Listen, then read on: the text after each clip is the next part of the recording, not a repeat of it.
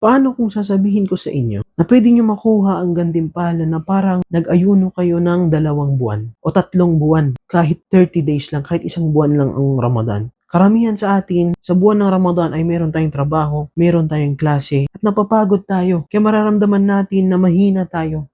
Mararamdaman natin na hindi natin kaya gumawa ng maraming kabutihan. Pero meron isang bagay na minumultiply niya ang pag-aayuno mo. Parang nag-ayuno ka ng mas marami. Ang propeta Muhammad sallallahu alaihi wasallam, sobra siyang mapagbigay na tao. At kapag pumapasok ang buwan ng Ramadan, mas nadadagdagan yung pagiging mapagbigay niya. Sabi ng mga ulama ay dapat binubuhay natin ang sunna ng propeta Muhammad sallallahu alaihi wasallam. Ang gantimpala ay hindi lang makukuha na pinapakain mo mahirap, pinapakain mo ang mga pulubi.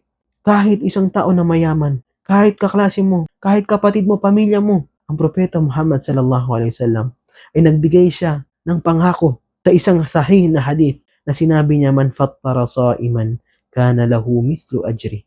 Kung sino man magpapakain ng isang nag-aayuno para sa kanyang iftar, magkakaroon siya ng gantimpala katulad ng sa kanyang pag-aayuno. At hindi lang dun, yung gantimpala na makukuha niya, hindi nababawasan ang gantimpala ng nag-aayuno kahit kaunti. Hindi mo kailangan maging mayaman. Hindi mo kailangan magpakain ng sobrang laki at sobrang dami. Sinasabi ng mga ulama natin na kahit isang dates lang o isang baso ng tubig, pwede na yun. Makukuha mo na ang gantimpala. Kaya ang mga nanay, asawa natin, o kung sino man ang nagluluto sa mga bahay, huwag kayong malungkot na hindi kayo makagawa ng maraming ibada dahil busy kayo sa pagluluto. Yung oras na pagluluto na yun, dahil ikaw yung naghahanda ng pagkain nila, makukuha mo yung gantimpala ng mga nag-aayuno sa bahay ninyo.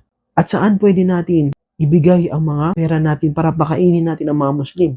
Ay pwede natin ibigay sa mga masjid. At pwede natin ibigay sa mga madrasa. Pwede natin ibigay sa mga turel kung saan buong araw nag-aaral ng Quran, nagbabasa ng Quran, gumagawa ng kabutihan, pinag-aaralan nila ang Islam. Buong araw ay gumagawa sila ng pagsamba. Imagine ninyo na kayo nasa trabaho kayo. Pero pagdating ng iftar, ay makukuha nyo yung gantimpala na parang nagbabasa kayo ng Quran ng buong araw. Parang pinag-aaralan yung Islam ng buong araw. Huwag natin sayangin ang oportunidad na yan. Lalong-lalo na kapag busy tayo sa mga trabaho natin. Lalong-lalo na kapag busy tayo sa eskwelahan natin, wala tayong oras. Hindi naman kailangan na 1,000 ang pera mo. Kahit 50 pesos lang, pakainin mo kaibigan mo. Pakainin mo yung kaklase mo na Muslim.